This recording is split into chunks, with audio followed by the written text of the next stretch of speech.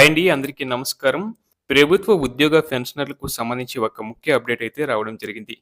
జిల్లా ఖజానా శాఖ కార్యాలయంపై అధికారుల పర్యవేక్షణ కరువైంది. అందులో పనిచేస్తున్న కొందరు సిబ్బంది ప్రతి పనికి పైసలిస్తేనే పనులు చేస్తున్నారని, లేకుంటే సంబంధిత బిల్లులను పెండింగ్‌లో పెడుతున్నారనే ఆరోపణలు వెల్లువెత్తుతున్నాయి. ప్రభుత్వ ఉద్యోగుల జీతాలు మొదలుకొని వారి పిల్లల చదువుల కోసం తీసుకునే రుణాలు, కాంట్రాక్టర్లకు బిల్లులు చెల్లింపుల వరకు అంతా ట్రెజరీ శాఖ ద్వారానే జరుగుతుంది. ఉద్యోగుల జీతాలు, ఇంక్రిమెంట్లు, అరియర్స్, సరెండర్, పీఎఫ్, ఉద్యోగులు ఉద్యోగ విరమణ అనంతరం వారి వివరాలను ఆన్‌లైన్‌లో నమోదు చేసేందుకు ప్రభుత్వ అభివృద్ధి కార్యక్రమాలను పూర్తి చేసే కాంట్రాక్టర్లకు బిల్లుల చెల్లింపుల వరకు పర్సంటేజీ లేనిది పనిచేయడం లేదనే ఆరోపణలు జిల్లా ట్రెజరీ అధికారులతో పాటు సబ్ ట్రెజరీ ఆఫీసర్లపై వెల్లువెత్తుతున్నాయి.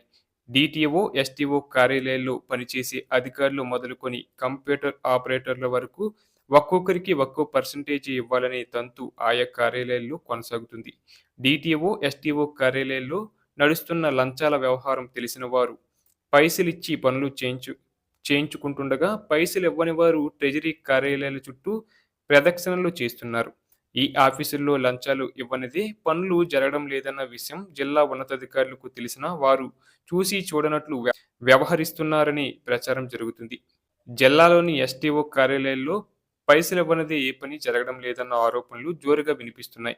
ఇంక్రిమెంట్ ఫైల్ అయితే ఓ రేటు, బ్యాంకు రుణాలకు సంబంధించింది అయితే మరో రేటు, కాంట్రాక్టర్ల బిల్లులను బట్టి ఓ రేటును ఫిక్స్ చేసి మరీ ట్రెజరీ అధికారులు వసూలు చేస్తున్నారనే ఆరోపణలున్నాయి. అడిగినంత డబ్బులు ఇవ్వకుంటే ఏదో కారణం చెప్పి ఫైళ్లను పెండింగ్‌లో పెడుతున్నారని బాధితులు ఆరోపిస్తున్నారు.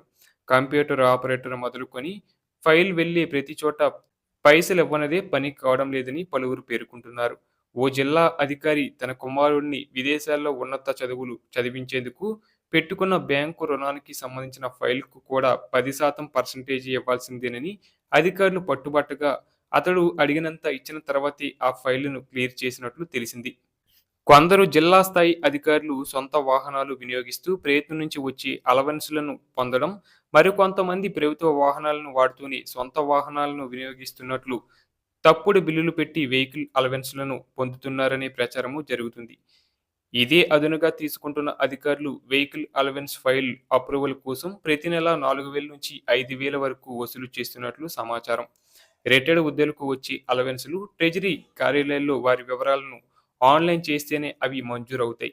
వాటిని ఆన్‌లైన్ చేసేందుకు కూడా ట్రెజరీ అధికారులు డబ్బులు డిమాండ్ చేస్తున్నారని బాధితులు ఆవేదన వ్యక్తం చేస్తున్నారు.